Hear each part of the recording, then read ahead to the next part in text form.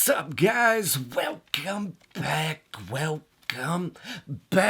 Glad you're here. On today's episode, we're going to be looking at the newest release. That's right, by Luke Wadey. Which deck is it? Well, that's right. We're going to be looking at the Arrow deck. That's right, by Luke Wadey Design. So, buckle in your seatbelts. We're going there.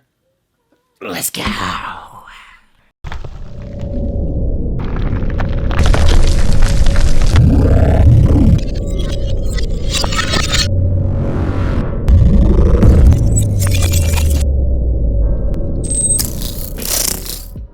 The Arrow Playing Cards by Luke Wadey was on Kickstarter for 25 days. The project ran from December 11th of 2019 all the way till January 5th of 2020.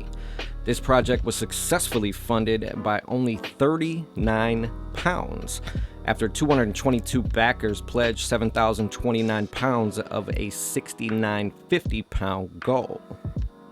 The front of the tuck box is a classic style tuck box, and it's going to be all black in the front area. On the top side, it's going to have the letters ARW for Arrow Playing Cards. Scrolling down towards the middle, you're going to see a right arrow with V.1 for the first version, a larger arrow pointing down right, and Luke's logo at the bottom left. The left and right sides of the tuck box are the same. It's going to be white background this time with LW for Luke Wadey, ARW for Arrow, and V1 for version 1. The bottom of the tuck box features some ad copy as well as Luke's handle on Instagram and his logo on the left. The back design on the tuck box is all black like the front. It's going to feature no tuck seal with just a little arrow there poking out. It's going to say Arrow 56 with the emblem of a card showing how many cards are in the pack. Playing card design by Luke Wadey V1, and then a smaller image of the back design of the cards on the left. Like I said earlier, there is no tuck seal. On the top of the tuck itself, it's going to have a LW and a slash with ARW.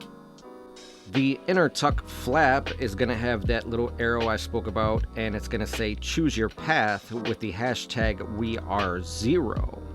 It's also going to have these little red arrows on the inner flaps, and that's it for the tuck box.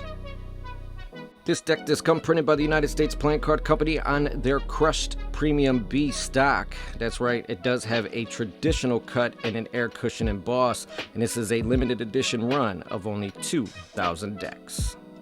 The back design on the cards themselves, this is going to be a one-way back design. So one way you spin the image, and if you spin a card the other, they're not going to be the same.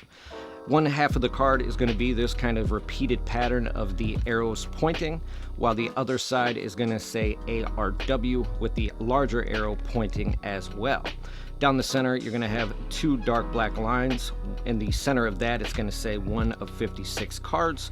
Like we saw on the back of the tuck, kind of, you're going to see the 4 pips there instead of the pips that you're used to seeing, which are going to help with notifying yourself of what is which suit.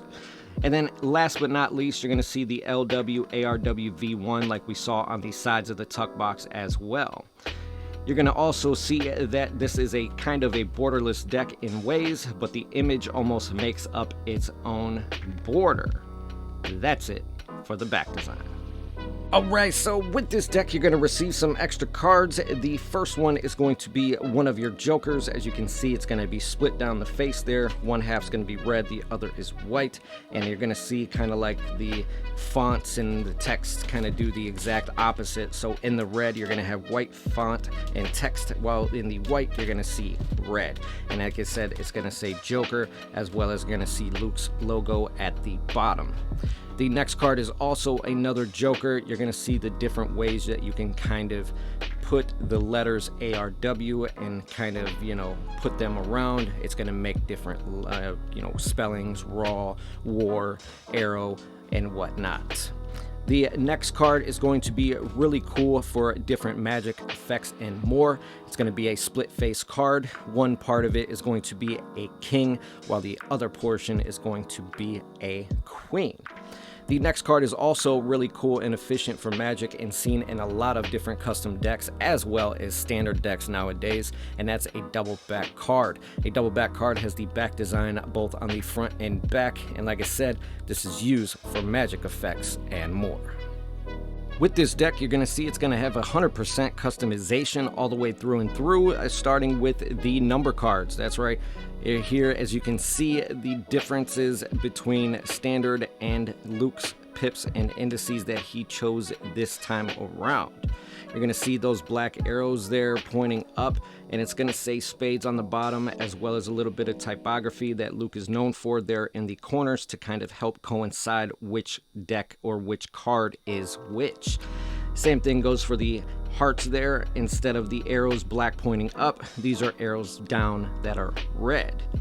Same there goes for the clubs. It's going to kind of look like a unfinished diamond pattern, which is also going to come into play for the actual diamonds, which is going to kind of almost look like a 3D pattern of a diamond itself. And like I said, it says it at the bottom as well as in the corners to help with that. Same thing goes for the court cards, like I said, and the number cards are both one-way designed as well. As you can see where it says clubs and tells you the suit, it's only on one spot of the card and not the other. So as you can see, the courts have no borderline as well, something that Luke has been known for the past. It's really a part of his style, which I really enjoy. You're going to see that the reds are red and the blacks are black, and this deck is mainly aimed towards cardistry and not magic. Same thing in style goes for the aces, of course, and then you get to the more prominent of the aces, which is the ace of spades. Instead of the large spade pip like we're used to, he did a huge large spade pip for this deck, which is the enlarged arrows. I like how he kind of kept with the same kind of style that we still see, but in his own design world.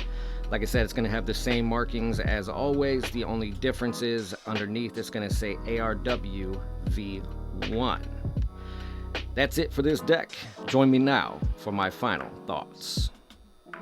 Alright, so you want to know my final thoughts on this deck?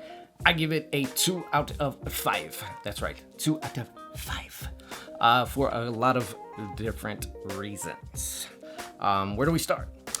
First off, we're going to say I don't like one-way back designs. You guys already know that, but that's not even really the biggest thing. The other thing that I really, not that I didn't really like it, but I caught on to was the picture of the card on the box, on the tuck. That's a dealer's grip thing there. Very reminiscent of what dealer's grip does. We've seen this on at least 3 of their releases. The brush release, they did this pretty much on the error deck as well. And there was another one, I think it was the 52 deck they did. But yeah, very much so. Speaking of magic, the other thing that was really thrown off by this was the fact that there was a double backer thrown in, which, hey, fine, I get it. Double backers are pretty common, but for a deck that was kind of aimed at cardistry, there was a split face card. So it had a king and a queen on half and half, which is definitely magic related. Now for like a deck, like I said, that is definitely far from aimed at magic, I just thought that was kind of weird. Didn't understand that whole concept there. But you know, they did that, but I don't know. It was just weird. But anyway, whatever, teach his own, right? The other thing that was really probably one of the bigger things about this was, now this project, if you guys know, like I said, it barely funded. It came down to the day within the hour, like, of this funding, and it only funded by like €250 or 250 pounds. I mean, but here's the thing: it probably wouldn't have funded, but they did a kind of giveaway, and I say giveaway because it technically wasn't a giveaway, because there was purchases that were needed in order to enter the giveaway. That was the thing I really didn't like. So you basically went onto the Kickstarter, you purchased a deck or more or whatever, and that was your entry into the giveaway. So you're basically forcing somebody to buy something they don't want to get something they do want, hence the giveaway. So that was kind of something I really didn't like. It was very weird. I know, like on YouTube, when there's stuff like that, there can't be no entries like that. You know, there's no purchase necessary. That's the point of a giveaway. You're giving away something for free. To do a purchase necessary thing or whatever, I don't know. It just not to exactly rub me the right way, I'll say. But hey, you know, it is what it is. And like I said, you know, all BS aside, me and Luke have now not rekindled our friendship, but we've kind of put everything behind us. We're neutral now. You know, one thing I'll say about Luke is this, all right? No matter what you say, no matter what I say, no matter what anybody says, he's going to continue on the path that he's on. He will never let anything interfere with his thoughts, his designs, his anything. And that's the way he's always been. He never lets anything bring him down, and for that, I will say he's probably one of the more positive people that I've ever met. Like I said, he doesn't let anything interfere with anything, period. Doesn't matter. He always tries to see the best in everything, as well as people, you know.